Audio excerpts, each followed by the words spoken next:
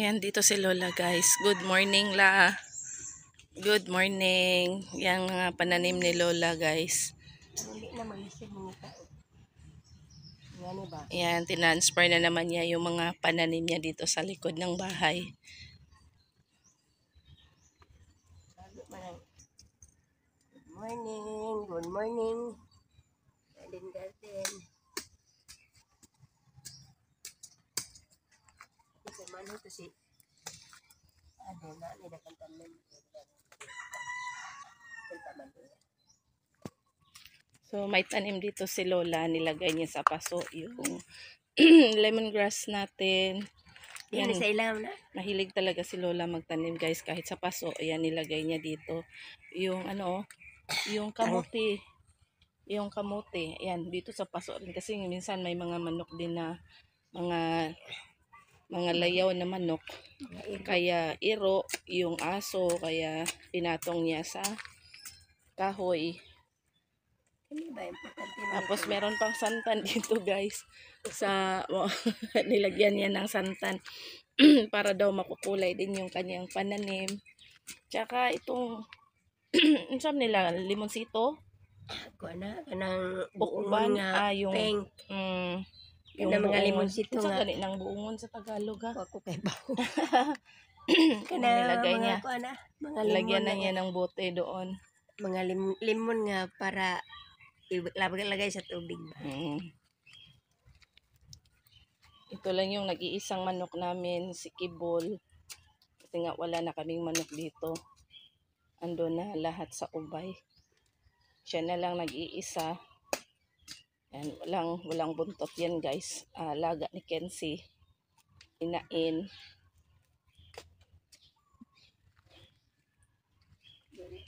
Tapos may lemon din dito guys. Tsaka yung ating ampalaya.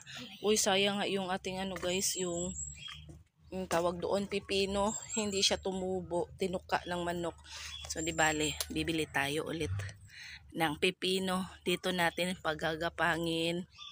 Dito sa ano, sa kural ni Lola Maring. Di pwede. Galit si Lola Maring yan. Yung ating miracle fruit. Ano na, malaki na yung miracle fruit natin. Dati nung sa Bagyong Udit na ito, natumba. Ayan. Pero may ano pa siya, may salingsing, may sanga, kaya dyan tumubo ang miracle fruit natin.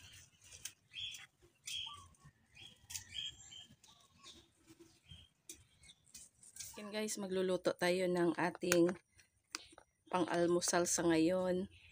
So, yung leftover na ulam, initin natin.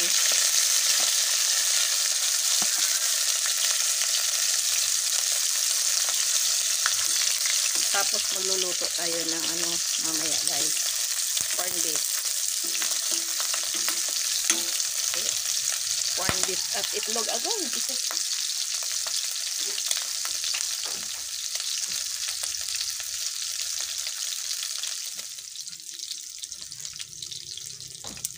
Tapos luto tayo ng corn beef guys. Ayan, to yung mga pinadala ni Ma'am T. Thank you so much Ma'am T. Yan, naluto ko na yung ating, so yan Ma'am T, naluto ko na yung corn beef.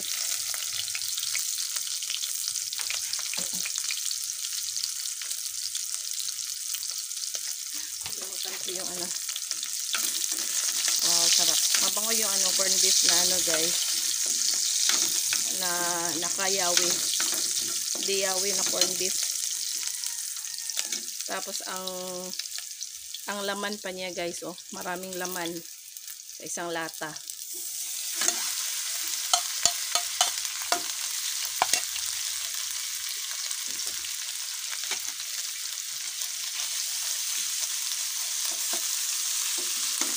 Yan. Mabango yung corn beef pala sa pag imported, yun, pino yung laman. Pero yung isang latang corn beef. Parang kung sa atin dito sa ano, yung isang latang corn beef na ano imported is parang dalawang lata na dito. Kaya yun, medyo marami oh. Parang dalawang lata yung ano, yung niluto natin.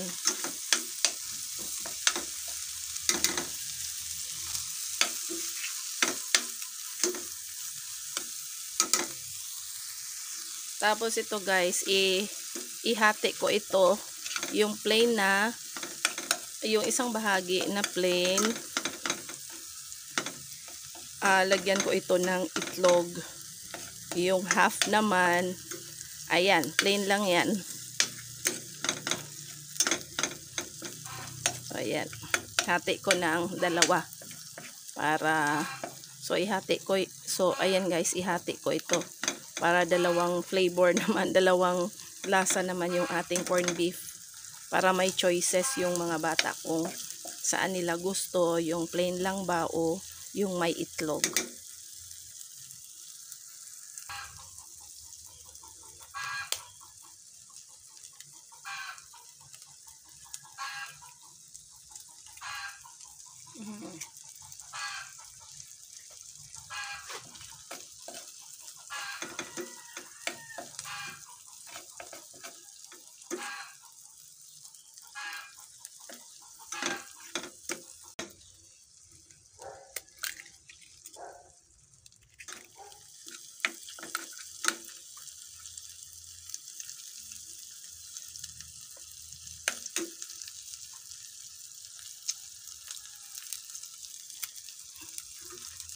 So, nilagyan ko lang ng liquid seasoning.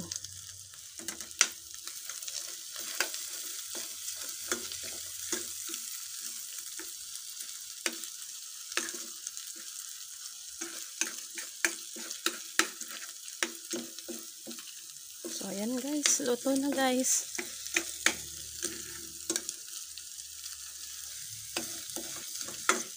Ay, meron pa palang ano, pangontra nito guys, yung ating tuyo.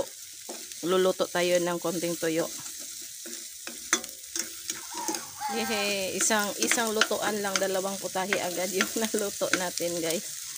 So, ayan, thank you again kay Ma'am T sa mga pinadala niyang canned goods. Ayan, laking tulong ito sa atin guys. Kasi pag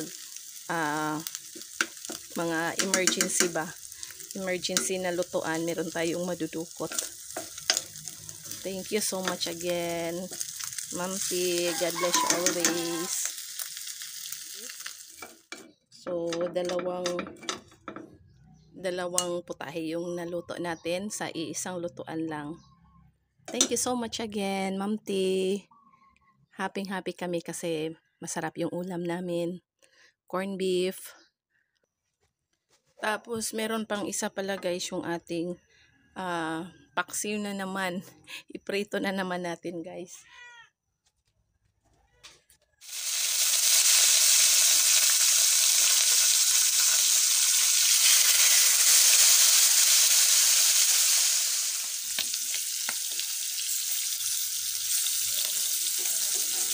So, ayan, niluto ko lang ng isahan yung ating pagprito ng tuyo, saka yung pagprito ng inununan, yung paksiw.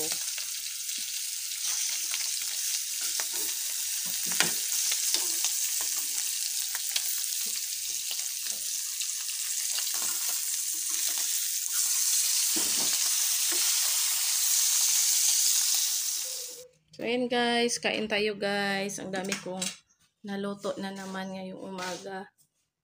Yan, yung ating corned beef. So, dalawang klase yan. May plain corned beef with egg, yung tuyo natin, tsaka yung ating paksiw na pinirito. Tsaka to yung leftover natin na lechon. So, daming ulam natin ngayong umaga. Daming blessings ngayon guys.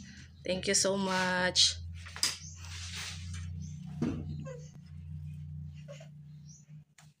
Kain tayo. Ayan guys, good morning again. Masaya si Nalin ngayon. Maganda yung gising ko talaga kahit na umuulan. Kahit na makulimlim yung panahon ngayon guys. So ayan, yung ating ano guys, o tingnan nyo, yung ating tawag doon, passion fruit, may ano na, may bulaklak na, malapit na itong magkakaroon ng bunga. So ayan guys, share ko lang sa'yo yung happiness ko ngayon.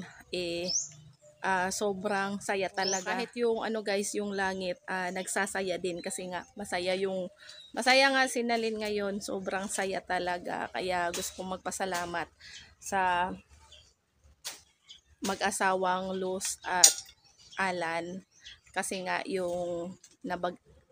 nabahagian kami ng blessings galing sa kanilang sponsor. Kaya sobrang saya nga namin talaga. Sobrang saya ko. Sobrang saya ni Lola. Ayan si Lola guys. Happy ka la? Happy. Oh, happy. Hindi lang talaga happy kami guys. Happy talaga. Sobrang saya namin.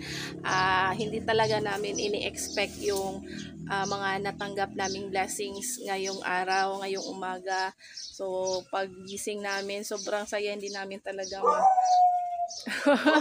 hindi talaga namin ma-explain kung gaano kasaya namin. So, unexpected blessings talaga. Thank you so much, Alan at Luz. Thank you so much sa sponsor nyo na talagang very unconditional na pagtulong talaga sa pamilyang mga Lopez talaga. Pati kami, nabahagian din, ambundan din ng tulong galing sa sponsor ni Luz tsaka Alan. Sobrang saya talaga namin. So, talagang nagpapasalamat talaga kami sa sponsor ni Luz, ni Alan. Sobrang thank you po. At ayun, yun talaga yung i-share ko ngayong araw na to. Sobrang saya. Sobrang saya ko talaga. So, ayan si Lola. Maagang nasa garden niya kasi nga sobrang saya niya. Ayan. Kahit daw umuulan, kahit umaambon, ngayon nagtatrabaho siya. Ayan. Kasi nga yung blessings, sobrang inaambunan talaga kami. Hindi lang ambon, inuulanan talaga kami ngayon. So, thank you so much. Thank you so much po. Thank you so much. Thank you so much po. Hindi talaga namin to maano. Ay nako, sobrang saya talaga namin. Thank you so much. Thank you so much, Luz. Thank you so much, Alan. So, one of these days, personal naming pasalamatan si Alan at Luz sa mga blessings na pag-aambon sa amin. So, thank you so much, guys. So, ayan guys, pati rin si Natoy, sobrang nagulat din si Papa Natoy sa mga natanggap talaga namin ngayong araw na to. Kaya thank you so much talaga kay Alan at Luz sa mga binahagi niyang blessings galing sa kanyang sponsors. Kaya one of these days, mag-personal talaga kami magpasalamat sa mag-asawa sa mga blessings na inaambon sa amin.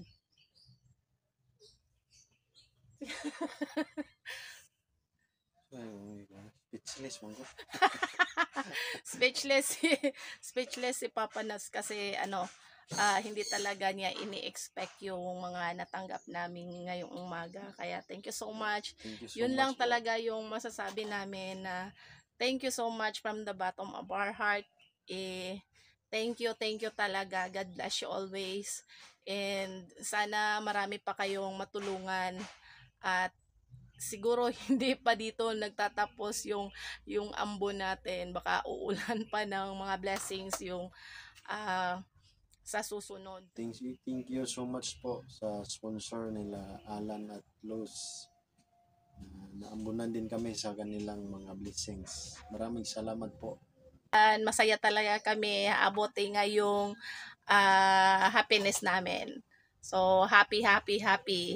Di lang happy, napaka-happy po. Thank you so much. God bless. Thank you. Thank you po. My name is Celia Sada. So, ayan guys, binigyan ako ni Celia ng ganito. Wow. Thank Pagbaling you. Ni Badyaw Pagbiling Celia. ng pagkain. Oh, ayan, Badyaw binigyan ako. Thank you so much, Celia. Okay. Salamat God bless po you. tatas sa God pagkuhanin bless mo you. tao sa pangugas. Ang bait ni Celia, guys. Like, Ayan. like you, buotan ata. Thank you. Thank you ata. Thank you so much kaayo. Oh, thank you din. Oh, ayan guys, thank you ulit kay Alan at Luz kasi siya pala yung pumili ng mga bahagian niya ng blessings galing sa kanyang sponsor. Kaya thank you so much again Alan and Luz sa mga binahagi mong blessings sa amin. Thank you so much. God bless you tsaka sa sponsor mo. Thank you so much. Bye-bye. Thank you so much po. Happy na po si Nalyn. Sobrang saya namin. Thank you so much. God bless.